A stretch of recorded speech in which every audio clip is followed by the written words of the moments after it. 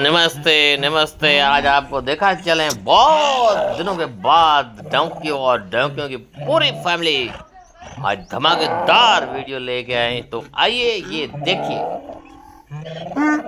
और खुदा उसके बैक साइड खड़ा है, वो खुद ही आगे पीछे खड़ी है। देखते हैं क्या होता है। कुछ पलों में कुछ ऐसा होने वाला है दोस्तों जो आपने ये कभी नहीं देखा होगा, और फनी वीडियो है। इंशाल्लाह आपको हमारी वीडियोस पसंद आएगी।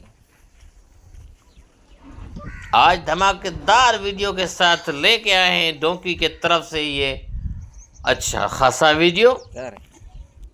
कुछ पलों में ऐसा सीन रहने वाला है और धमाकेदार। आइए ये देखिए।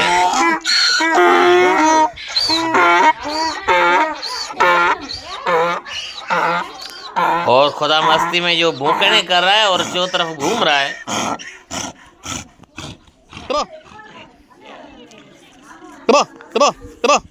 सो दोस्तों खुदा दूर दूर से आ रहा है, अपने मंजिल निकाल के आ रहा है दूसरी खोदी के पास। तो आइए ये देखिए। ओ ये पहुंच गया है इसके पास। आइए आइए आइए आइए आइए।